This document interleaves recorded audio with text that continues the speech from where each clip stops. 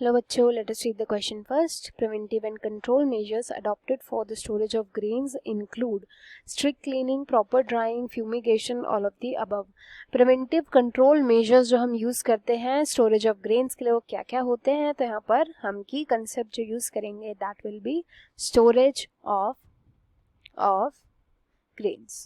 Storage of grains बहुत ही ज़्यादा important concept है ये, जो हमें पता होना चाहिए. ऐसा क्यों होता है, तो देखो पहले ये समझेंगे. फार्मर्स क्या करते हैं, फार्मर्स का फंक्शन होता है कि वो प्लांट्स को ग्रो करते हैं. उन्होंने प्लांट्स को तो ग्रो तो कर दिया, अब प्लांट्स को ग्रो करने के बाद वो डायरेक्ट तो कहीं बेचेंगे नहीं. क्या करते हैं, पहले इन ग्रो करने के बाद इनको कहीं स्टोर करते हैं. जब इनको स्टोर करेंगे उसके बाद ही तो मार्केट में जाकर के इनकी सेलिंग होगी, मार्केट में जाकर के बेचेंगे. बट इनको स्टोर करने का जो प्रोसेस होता है ना, वो बहुत ज़्यादा इंपॉर्टेंट होता है. क्यों? क्योंकि बहुत ज़्यादा डिफिकल्ट भी होता है. ऐसा इसलिए होता है क्योंकि जब कई बार स्टोर किया जाता है ना, तो स्टोरेज के टाइम पर जो इनका स्टोरेज बना हुआ होता है, जहाँ पे सभी प्लांट्स को इकट्ठा करके रखा जाता है, यही जो स्टोरेज होता है, इस स्टोरेज में स्पॉइलेज हो जाती है. मतलब कि जो प्लांट्स होते हैं ये खराब हो जाते हैं, पूरी फसल खराब हो जाती है.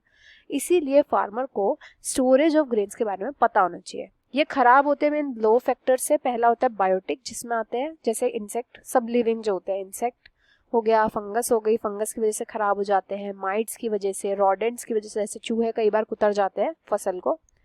तो मेनली लिविंग फैक्टर्स जो होते हैं जिनकी वजह से स्पॉइल हो जाती है फसल.